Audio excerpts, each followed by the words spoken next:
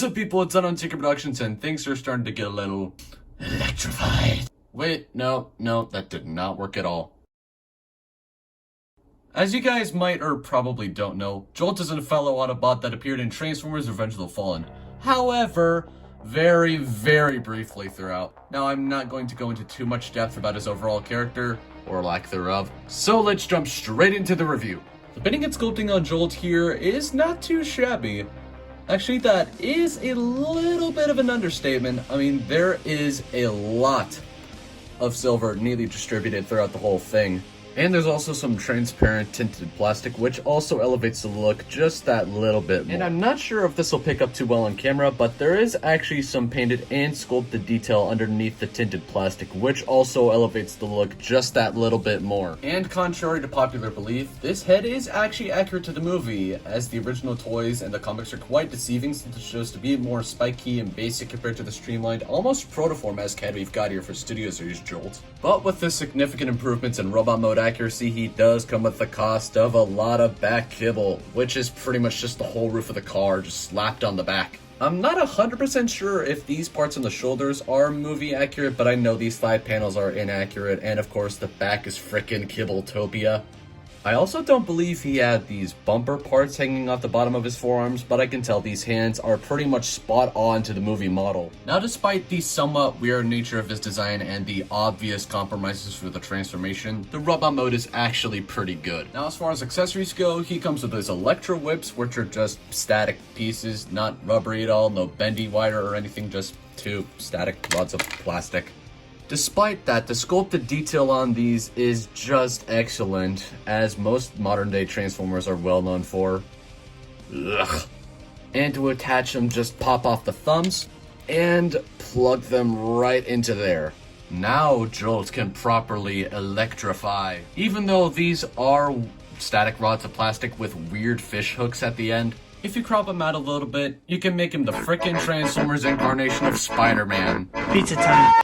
Now, as far as storage goes, you can plug these into the thigh panels using those tabs, but with the thumbs, it just doesn't really work for me because they just kind of fall out. And besides, it doesn't even look that great.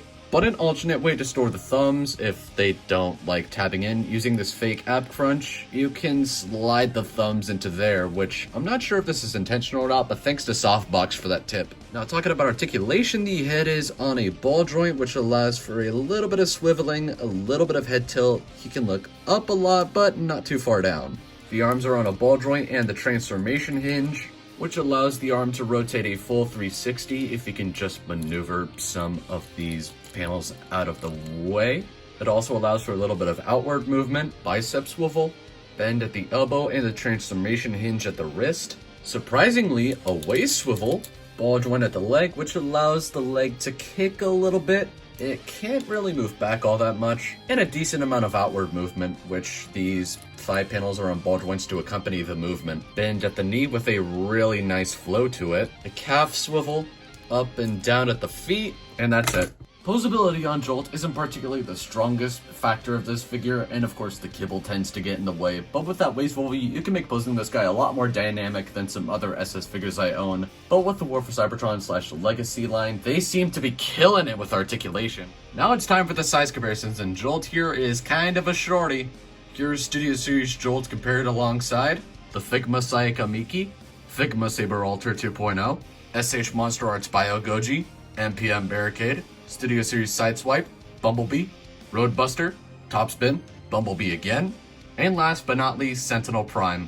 Oh, just for fun, last and certainly least, Hawkman. Now it's transformation time. The transformation is relatively simple, but a little bit hard to close up at times, but thankfully it's not frustrating. And the 2011 Chevrolet Volt mode is amazing. And this has to be one of the cleanest alternate modes I've seen from a Transformers toy in recent times. Studio Series Galvatron! And of course there's kibble hanging from the underside, which does sometimes prevent flawless rolling. Make no mistake, he can roll alright, but this wheel, being a little stiffer than the others, does really prevent it from locking up with the others, which does prevent like pretty seamless rolling. Besides that minor issue, the rest of the mode is good, feels solid, and is very accurate to the real vehicle. But correct me if I'm wrong about this, but wasn't the Chevrolet Volt used for Jolt's alt mode in Revenge of the Fallen a concept car like Jazz with the hard-top Pontiac Solstice? If this near-perfect alt mode really did result in the chonky robot mode, then I don't really mind that, honestly. I mean, yeah, Jolt is supposed to be a lot slimmer, but still, the robot mode does not look bad. And speaking of which, let's get him back into his robot mode so we can receive his final judgment. So my closing thoughts on Studio Series Jolt. Well, I do sort of have mixed feelings about this guy. On the one hand, he's a cool thing to have in my collection, but then again, with Kibbletopia and some balancing issues I commonly have without using wall tack. But besides that, with the amazing amount of detail and just overall accuracy compared to some of his other movie toys, this guy is definitely an upgrade. So you can pick this guy up from Amazon.com, Walmart, and of course Big Bad Toy Store and more online stores for probably the typical deluxe class price point of around what is nowadays $25. And to be honest, I really want to get my hands on an SS Sideways one of these days. But would I recommend Jolt here?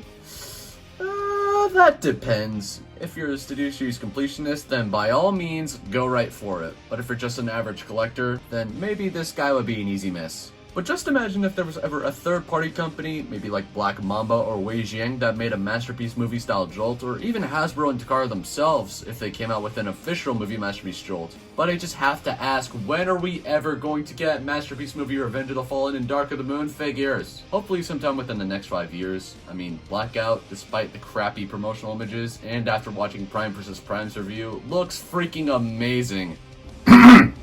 Sorry, I was getting a bit off topic. Anyways, that officially concludes my review on the Transformers Studio Series Deluxe Class Jolt, and as always, I will see you all in my next video. Peace out!